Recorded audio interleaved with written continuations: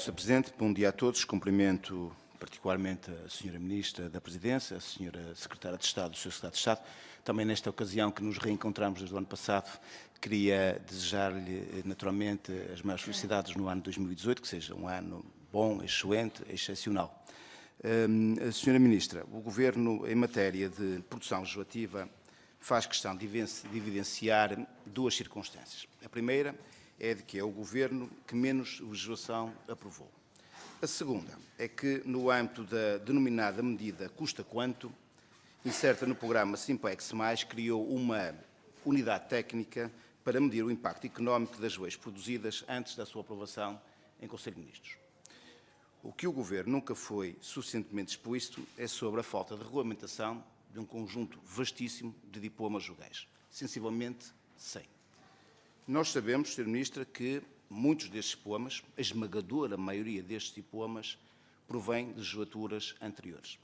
Temos consciência que a esmagadora maioria destes diplomas não tem prazo para regulamentação. Mas também temos consciência de que há um conjunto significativo de diplomas que têm um prazo pré-determinado para a sua regulamentação e que essa deveria ter ocorrido na presente legislatura, mas que não foram regulamentados. E por isso, Sr. Ministro, custa quanto, socialmente falando, a falta de regulamentação do regime de funcionamento das casas de acolhimento, cujo prazo para o efeito terminou no dia 28 de janeiro de 2016, há 2 anos, sensivelmente.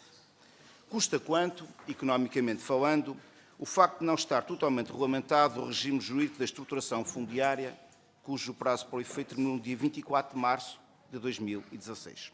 Custa quanto, economicamente falando, a falta de regulamentação do regime de apoio à agricultura familiar nas regiões autónomas dos Açores e da Madeira, cujo prazo para o efeito terminou a 3 de março de 2017.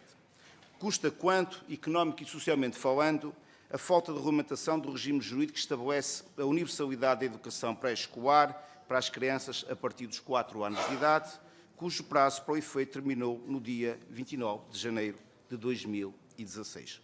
Custa quanto, económico e socialmente falando, a falta de regulamentação do Plano Nacional de Prevenção e Controlo de Doenças Transmitidas por Vetores, cujo prazo para o efeito terminou no dia 29 de maio de 2016.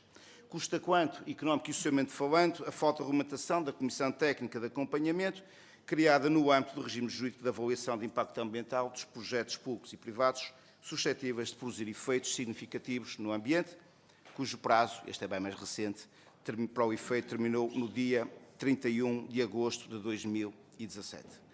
Sr. Ministra, quanto custa, economicamente falando, quanto custa do ponto de vista administrativo, do ponto de vista ambiental, do ponto de vista social e do ponto de vista da saúde, este comportamento omissivo do Governo relativamente a um conjunto de vastos diplomas aprovados pelo Parlamento e como é que encara a Sra. Ministra esta falta de resposta àquilo que é emanado desta Casa e que é representativo de todos os portugueses.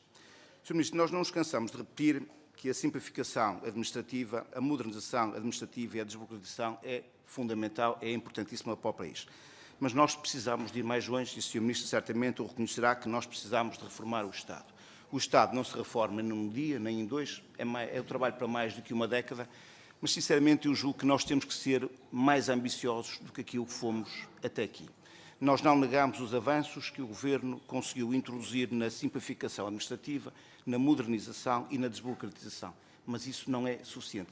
Nós temos, de facto, de ir mais longe, porque o Estado hoje, Sra. Ministra, apesar desses avanços, o Estado hoje está mais pesado e está mais pesado para os contribuintes. E basta olhar para a estrutura do Estado e do Governo em particular para se percebermos como é que ele pesa mais para os contribuintes.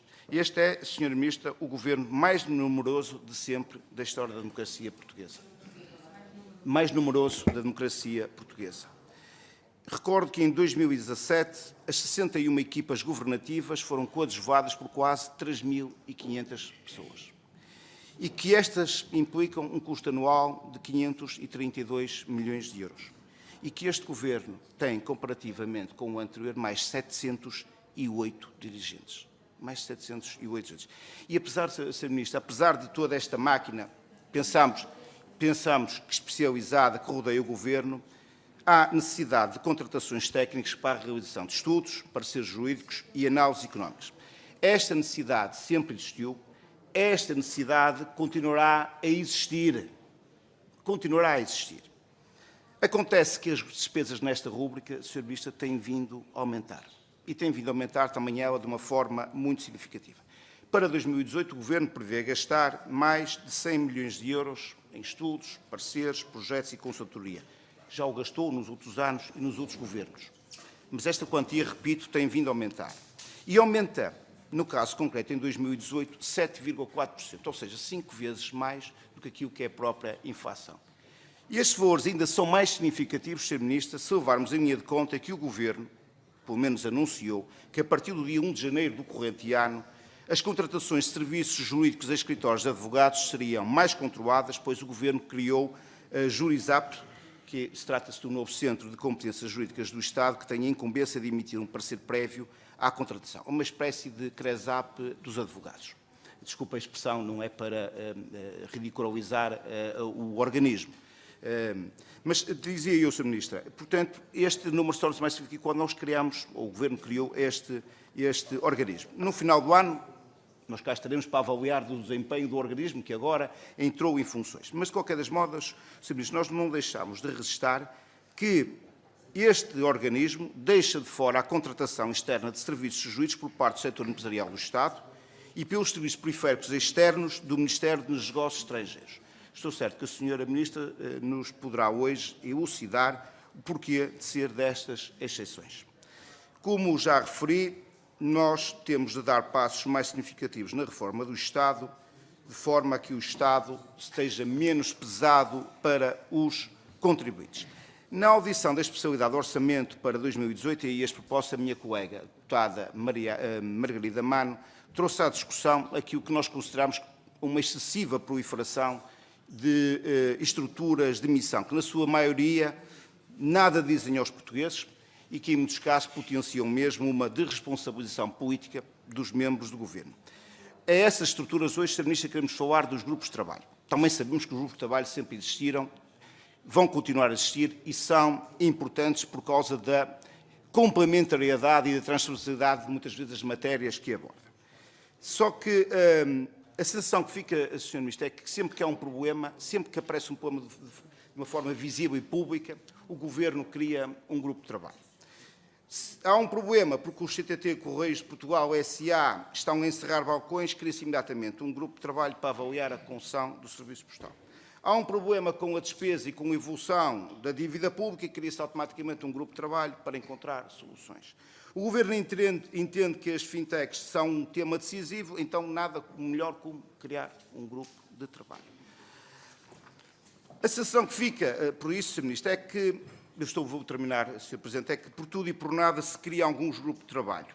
Na maioria dos casos, a Sra. Ministra até poderá contra-argumentar que estes grupos de trabalho funcionam em regime de voluntariado e, portanto, o trabalho pro bono, eu até acrescentaria, nos casos, também com respeito, pro bono e pro boneco, porque às vezes o trabalho que lá produzem não é conhecido ou não é posto em prática. E o que nós gostaríamos de perguntar, Sr. Ministra, e com isto termino a minha intervenção, e com isto, sem a Sra. Ministra, não é com qualquer intuito, naturalmente, ridicularizar estes grupos de trabalho que são importantes. Mas a pergunta que fica, Sra. Ministra, é esta, e com isto termino. Quantos grupos de trabalho estão, neste momento, em funcionamento, naturalmente, cobrindo todas as áreas do Governo e todos os Ministérios? Muito obrigado.